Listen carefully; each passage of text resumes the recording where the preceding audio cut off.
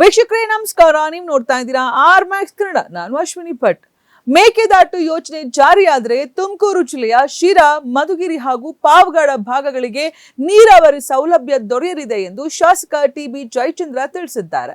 ಯೋಜನೆ ಜಾರಿ ಕುರಿತು ಮುಖ್ಯಮಂತ್ರಿ ಅವರೊಂದಿಗೆ ಚರ್ಚೆ ನಡೆಸಿರುವುದಾಗಿ ಅವರು ಹೇಳಿದ್ದಾರೆ. ಶಿರಾ ತಾಲೂಕಿನಲ್ಲಿ 630 ಕೋಟಿ ವೆಚ್ಚದಲ್ಲಿ 200 ಬ್ಯಾರೇಜ್ಗಳನ್ನು ನಿರ್ಮಿಸಲಾಗಿದ್ದು, ಇದರಿಂದ ಸುಮಾರು 2 ಟಿಎಂಸಿ ನೀರು ಶೇಖರಣೆ ಹಾಗೂ ಅಂತರ್ಜಲ ವೃದ್ಧಿಗೆ ಅನುಕೂಲವಾಗಲಿದೆ ಎಂದರು. ಶಿರಾ ತಾಲೂಕನ್ನು ಶಾಶ್ವತವಾಗಿ ನೀರಾವರಿ ಪ್ರದೇಶವನ್ನಾಗಿ ಮಾಡುವುದು ತಮ್ಮ ಗುರಿ ಎಂದು ತಿಳಿಸಿದ ಜಯಚಂದ್ರ, ವಾಣಿ ವಿಲಾಸ ಜಲಾಶಯದಿಂದ ಶಿರಾಗೆ 1 ಟಿಎಂಸಿ ನೀರು ತರಲು ಪ್ರಯತ್ನಿಸಲಾಗುತ್ತಿದೆ ಎಂದು ಹೇಳಿದರು. ಇದರ ಕಂಪ್ಲೀಟ್ ಡೀಟೇಲ್ಸ್ ಇಲ್ಲಿದೆ ನೋಡಿ.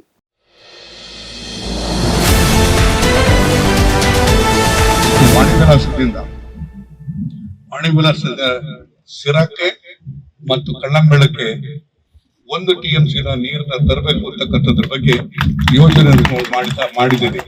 ಬಹುಶಃ ನನಗೆ ಅನ್ಸುತ್ತೆ ಇನ್ನೊಂದು ತಿಂಗಳು 2 ತಿಂಗಳೊಳಗಾಗಿ ಮುಖ್ಯಮಂತ್ರಿಗಳ ಒಪ್ಪಿಗೆಯನ್ನು ತಡೆದು ಅದನ್ನ ಆದೇಶವನ್ನ ಮಾಡಿ ಕೆಲಸವನ್ನು ಪ್ರಾರಂಭ ಮಾಡತಕ್ಕಂಥ ಕೆಲಸವನ್ನು ಕೂಡ ನಾನು ಮಾಡ್ತೇನೆ.